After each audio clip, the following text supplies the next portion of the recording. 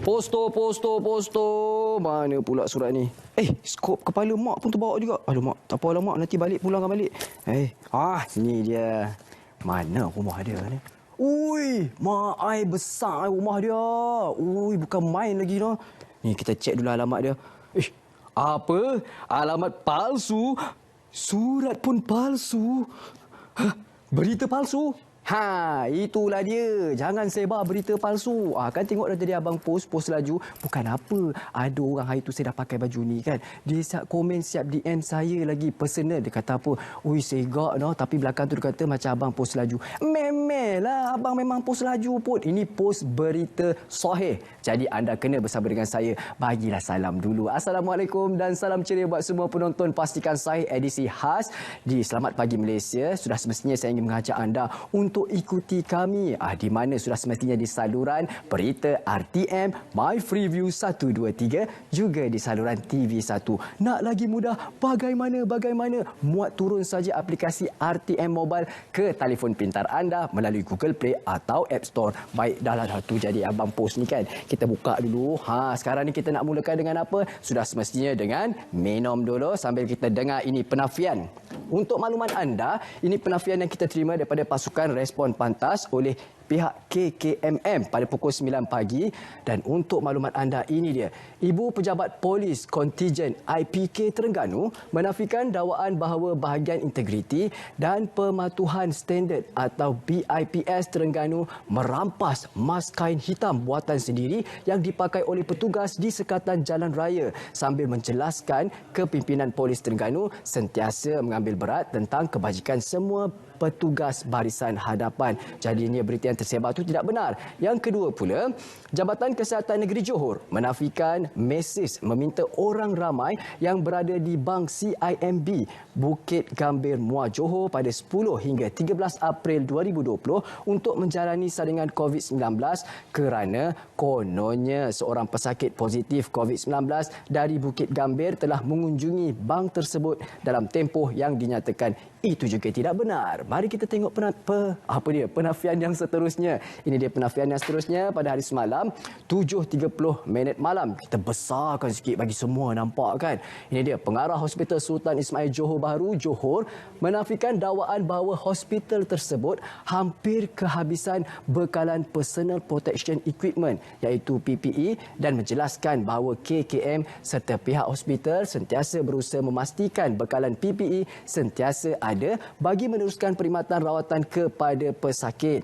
Dan ini pula Pengerusi Jawatankuasa Pengurusan Bencana Negeri Sarawak, Dato' Amar Douglas Ugah Embas menafikan bahawa Kerajaan Negeri Sarawak akan mengisytiharkan lockdown. Ini yang saya kongsikan semalam. Selama 3 hari di Sarawak berikutan tersebarnya notis bertajuk 3 Days Total Lockdown Challenge Sarawak. Bulak je cerita 17, 18 dan 19 April 2020. Jadi ini juga tidak benar. Nanti saya akan kongsikan dengan lebih detail. Bagaimana? Marilah sama-sama kita tengok di portal sebenarnya.my. Dah ada 3 macam mana nak hantar ataupun ada mesej-mesej palsu yang anda nak kepastian, pergi saja ke portal sebenarnya.my untuk mendapatkan kepastian. Bagaimana kongsinya? Salurkan kepada kami ini. Okey, sekarang ni kita fokus kepada berita ini. Dakwaan bekalan PPE di Hospital Sultan Ismail hampir kosong adalah tidak benar. Ini dia kenyataan untuk menerangkan penjelasan sebentar tadi. Menurut kenyataan, pihak Hospital Sultan Ismail Johor Bahru ingin merujuk kepada mesej berangkai yang tular mengenai dakwaan salah seorang anggota hospital yang menyatakan bahawa bekalan penggunaan Personal Protection Equipment PPE telah hampir kosong. Pihak hospital sedia maklum kadar penggunaan PPE pada ketika ini adalah sangat tinggi.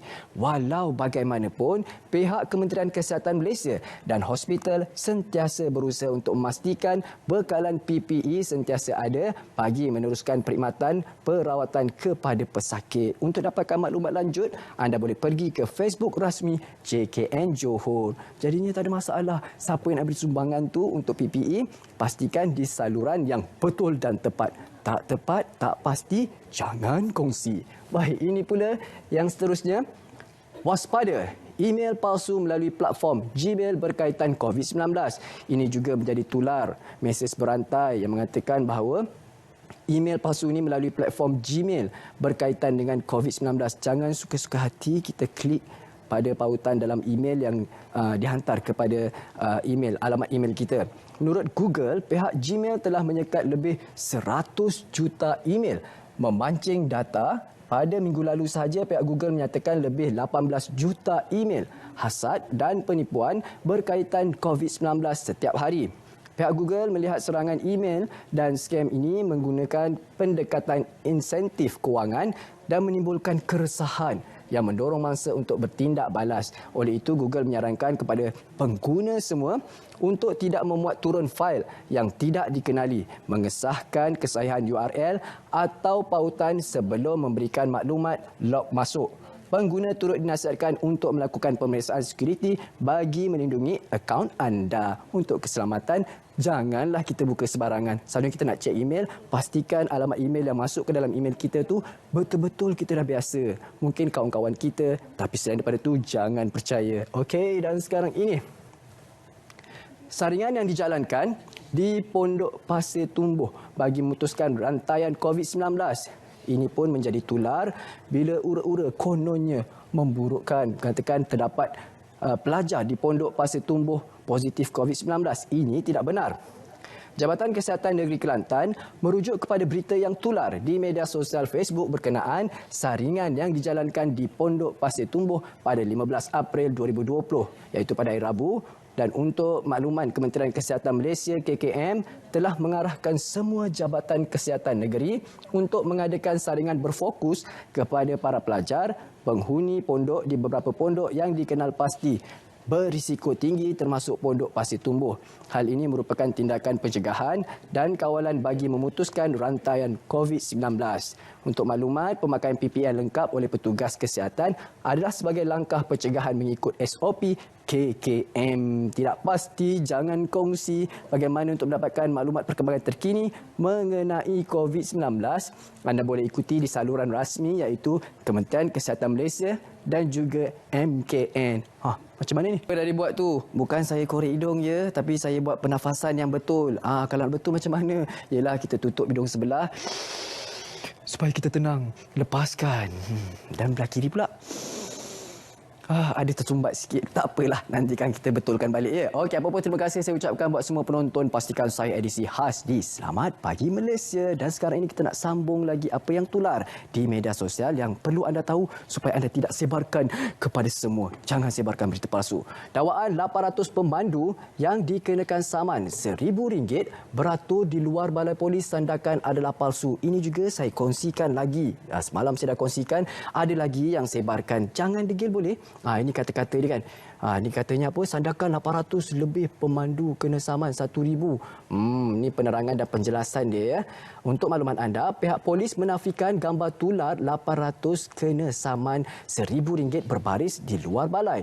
Menurut Ketua Polis Daerah Sandakan, Assistant Commissioner Muhammad Azhar Hamid berkata, orang ramai yang datang ke Balai Polis Sandakan adalah atas urusan membuat laporan polis dan urusan lain di balai itu, bukannya kena RM1,000 saja. Jadinya jangan nak sebarkanlah bila tak pastikan. Nak pergi ke mana pula ni? Ini dia. Ini kita suka ni tabung ni kan. Tapi ada yang suka mengambil kesempatan. Dia kata apa? Borang berbentuk Google Form. Kononnya dari JAKIM untuk tabung musaadah COVID-19 adalah palsu. Janganlah ambil kesempatan. Ini dengan tabung yang macam ni, bantuan pun ada yang mengambil kesempatan dengan mewujudkan Google Form untuk tabung musaadah COVID-19. Katanya, ini antara contoh ayat mesej tipu ini. Data pemohon sumbangan tabung musaadah JAKIM. Borang permohonan musaadah JAKIM ni tak ada. Okey, dan menurut bahagian dakwah JAKIM kepada pengguna media sosial Facebook, Instagram, Twitter dan lain-lain adalah dimaklumkan JAKIM tidak menyediakan borang berbentuk Google Form untuk tabung musaadah COVID-19.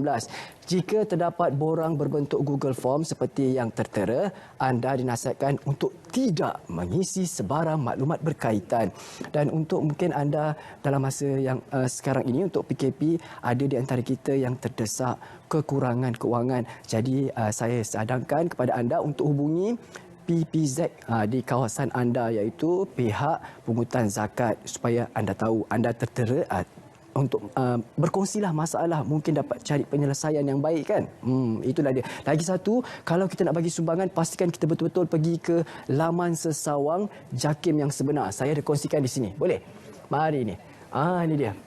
Misi bantuan musahadah COVID-19 kepada masyarakat orang asli. Ini antara contoh yang dikongsikan di laman sesawang Jabatan Kemajuan Islam Malaysia. Jadi, kalau untuk bantuan anda cari saja di pautan ini, akan ada tertera akaun Bank Islam yang betul. Jadi, jangan terkeliru dengan nombor akaun lain pula. Nanti pula dah salah. Okey, baik, sekarang ini kita beralih pula ke dakwaan.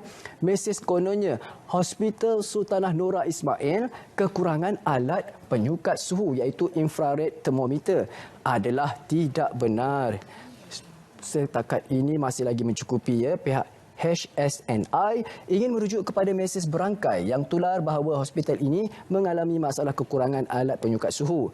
Pihak HSNI ingin menafikan kenyataan bahawa alat penyukat suhu tidak mencukupi adalah tidak benar sama sekali. Alat penyukat suhu masih mencukupi buat masa ini bagi menampung keperluan semasa di HSNI Batu Pahat. Pihak hospital memohon agar tiada penyumbangan yang mengambil kesempatan atas situasi semasa wabak COVID-19 pada ketika ini. Dan walau bagaimanapun, pihak pengurusan hospital amat menghargai setiap sumbangan yang diberikan setakat ini dan jutaan terima kasih diucapkan atas sumbangan tersebut. So, apa dia? Dah campur pula. Minta maaf ya. Jadi, apa kesimpulan di sini? Konsepnya untuk peralatan cek suhu masih lagi cukup, tetapi digalakkan untuk anda yang murah hati untuk sama-sama turut bantu menyumbang. Tak salah kan? Mari kita. Ini pula BIPS Terengganu tidak pernah merampas kain hitam penutup hidung dan mulut milik persendirian petugas SJR. Ini adalah menurut Polis Terengganu. Pucuk pimpinan Polis Terengganu tidak pernah bertindak atau mengarahkan tindakan sedemikian rupa, malah amat menitik beratkan kebajikan semua petugas di barisan hadapan termasuk petugas SJR, Snapcheck, MPV, URB, pasukan pemeriksa, penjaga barrier dan lain-lain. Baik dari segi kebajikan kelengkapan, keselamatan dan kebersihan termasuk makan dan minum. Tambahan pula, baru-baru ini telah disediakan pula kemah untuk keselesaan petugas SJR berehat, solat dan sebagainya. Jadi tiada isulah yang di SJR ni dikecam ataupun diapa-apakan. Masih lagi aman sentosa. Jangan sebarkan berita palsu. Nanti anda akan tengok muka ini setiap hari lagi banyak. Apa dia? Kita punya semakin hipotesis. Semakin banyak anda sebarkan berita palsu, semakin lamalah anda menatap wajah ini. Jadi, kalau tak nak menatap wajah ini, jangan sebarkan berita palsu. Dan seterusnya ini, waspada. Apa pula waspada? Waspada dengan sedikit penipuan yang menyamar sebagai pihak polis, bank, mahkamah yang meminta maklumat peribadi. Waspada ya, Bank Negara Malaysia BNM memberi peringatan kepada orang ramai berwaspada dengan sindiket penipuan yang menyamar sebagai pihak polis, bank atau mahkamah. Pihak polis, bank atau mahkamah tidak akan sesekali meminta maklumat peribadi anda. Jadi jangan jadi mangsa penipuan ini. Kalau anda jadi mangsa penipuan ini, sedih. Ya, ada ceritanya kata apa yang dia ditipu. Duitnya hilang sebanyak RM40,400. Banyak tu. Kalau macam saya ni memanglah rasa banyak. Walaupun dia rasa itu nilai yang sikit. Tapi banyak ya, RM40,400. Ya Allah, semoga dipermudahkan urusannya. Bagi anda, kalau anda tak nak ditipu, jangan mudah percaya dengan skema-skema ini. Kita tepis dia. Nyah, kalau boleh kita silat dia macam semalam kan. Okey, yang ini pula, ini adalah hebahan perkongsian untuk makluman anda. Talian khas kaunseling COVID-19. Anda mengalami masalah seperti di bawah, anda rasa putus harapan atau putus asa. Anda mengalami perubahan mood secara mendadak. Sekejap marah, sekejap suka, sekejap gelak-gelak, sekejap jadi abang postman. Lagi anda sering bertindak laku agresif. Ialah sebab kadang kita bila stres ni, dah marah ni, mood kita tak tentu, jadi mengganas pula kan. Dan fikiran anda kosong dan tak dapat berfikir secara normal. Lagi anda gelisah, mengalami gangguan tidur dan tiada selera makan, inilah dia, hubungi talian kasih di talian 15999 atau anda boleh WhatsApp saja, mudah kan? Di talian 019 261 5999. Dan ada lagi kita nak kongsikan Digital vs COVID. MDEC bekerjasama dengan syarikat teknologi tempatan untuk mengurangkan impak COVID-19 terhadap ekonomi negara. Perdana Menteri mengisytiharkan Perintah Kawalan Pergerakan. Gerakan Digital vs COVID mendapat sokongan lebih 400 syarikat teknologi tempatan yang menawarkan perkhidmatan digital untuk membantu mengurangkan kesan COVID-19 terhadap ekonomi. Dan yang ketiga, syarikat teknologi tempatan menghulurkan solusi digital kepada perniagaan dan konsumer di Malaysia. Perniagaan anda terkesan? Mungkin teknologi digital adalah penyelesaiannya. Ada cubah kat sini kan, QR code. Okey, mari kita. Ada lagi. Hari ni memang hari saya. Panjang cerita dia kan. Tak apalah, perkongsian sekali-sekala. Jangan ada yang marah ya. Kita sambung sikit lagi ni. Cegah COVID-19. Kita mesti menang. Yang inilah kita harapkan. Kita mesti menang. Patuhi Perintah Kawalan Pergerakan untuk memutuskan rantaian COVID-19. Apa yang perlu anda lakukan? Terus duduk di rumah. Sekiranya mempunyai gejala, asingkan dan elak diri daripada berhubung secara terus dengan ahli keluarga. Elakkan pelawat datang ke rumah, berinteraksi dengan individu yang jauh secara dalam talian. Ya, sebut lagi sekali apa dia? Dalam talian. Pertimbangan untuk membuat pembayaran secara dalam talian. Pertimbangan guna khidmat penghantaran makanan, ubat-ubatan atau keperluan asas lain ke rumah. Mudah saja. Semuanya dalam talian aja. Ya, sampai di sini sajalah saya dapat bersama dengan anda. InsyaAllah pada pukul 2.15 petang kita akan jumpa lagi di saluran mana? Saluran berita RTM My Freeview 123, juga di saluran TV1. Ni nak bagi tahu sikit ni. Esok 19 hari bulan hari apa? Hari jadi saya. Ni saya tak nak minta hadiah apa. Saya nak bagi tahu anda semua, anda kena bagi hadiah saya apa? Stay at home dan juga apa? Jangan sebarkan berita palsu. Minta tolong semua. Assalamualaikum dan salam ceria buat semua.